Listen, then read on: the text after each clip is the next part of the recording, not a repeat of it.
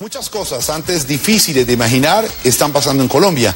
Esta semana se recuperaron 38.000 hectáreas de tierra que han sido adquiridas de manera ilegal en el Bichada por el ex senador Javid Merek.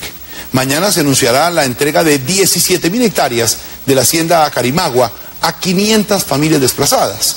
La misma tierra que el exministro de Agricultura Andrés Felipe Arias intentó poner en manos de grandes empresarios.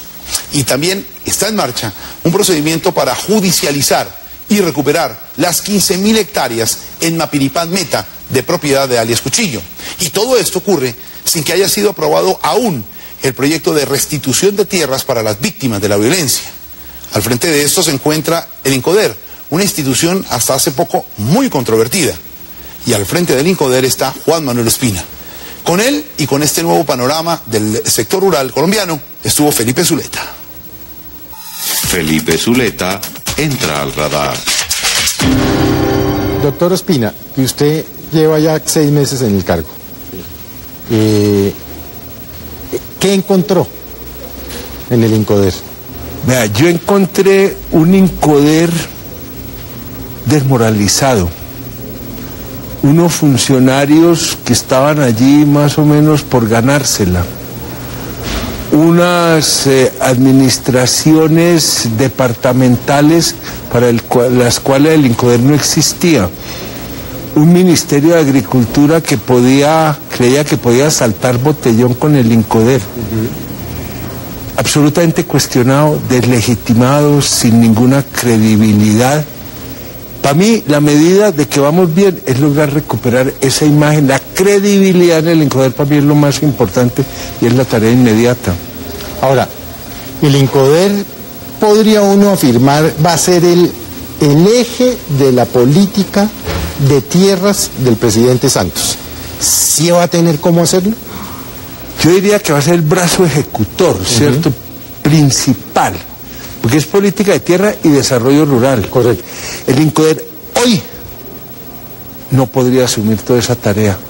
Por eso estamos montando, para empezar el 1 de mayo, una etapa que hemos llamado de transición del viejo INCODER al INCODER que el país y que esta política necesita.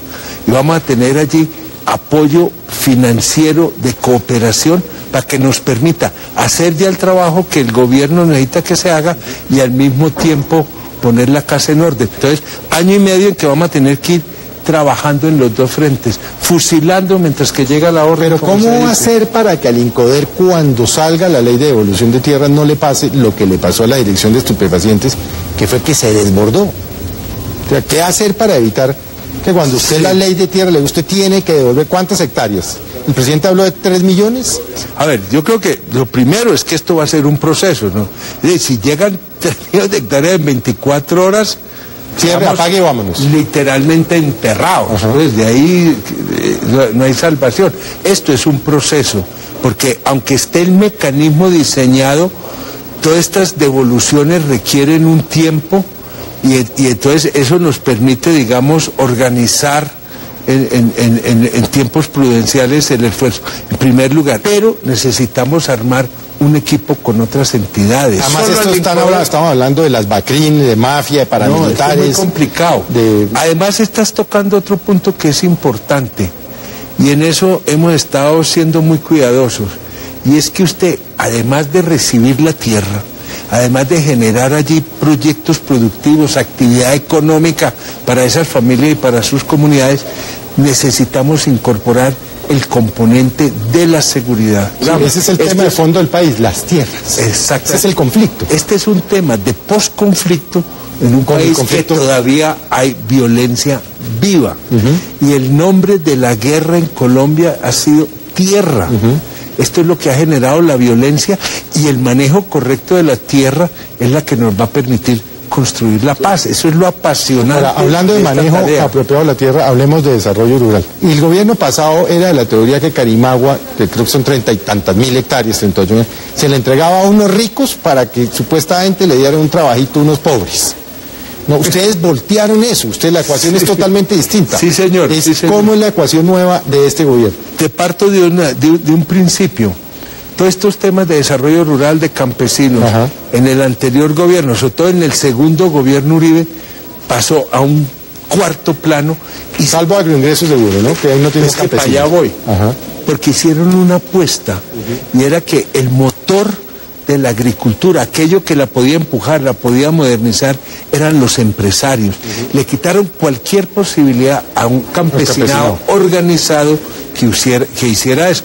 Y ahí Carimagua era el ejemplo, ¿cierto? Así es. Vamos a entregarle esto a unos grandes para que siembren palma, y los campesinos pues van a tener ahí un buen trabajo con prestaciones sociales. ¿Y entonces ustedes qué van a hacer? Y nosotros lo que vamos a hacer es decir, acá la combinación exitosa para el mundo rural colombiano es tener campesinos organizados con su tierra. Ajá.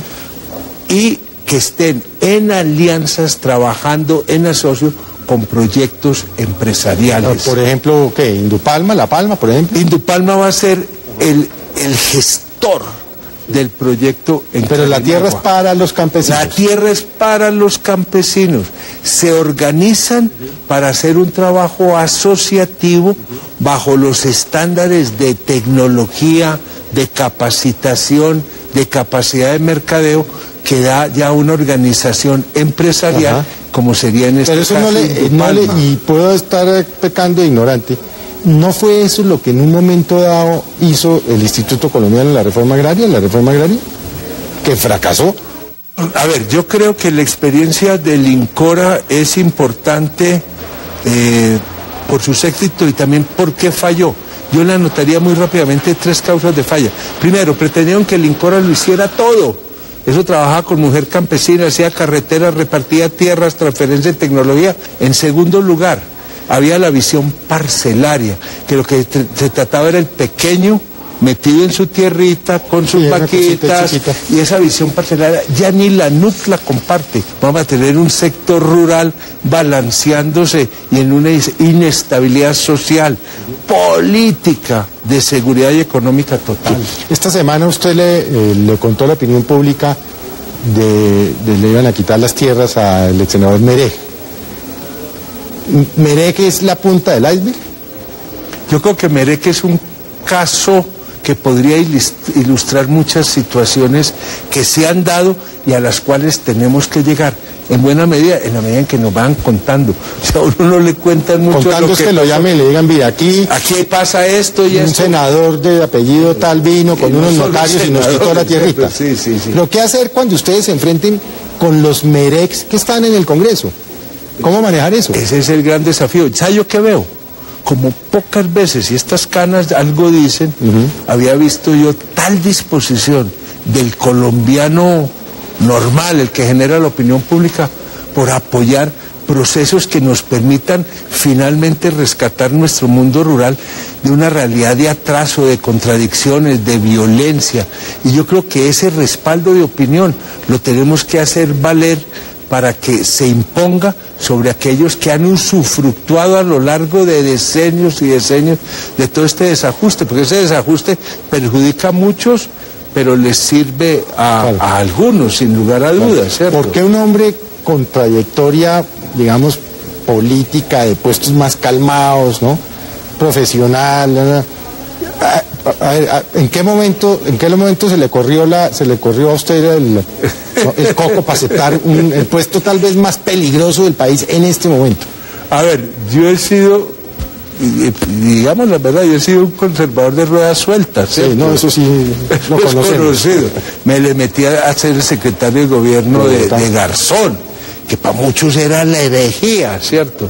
¿Por qué estoy jugado acá?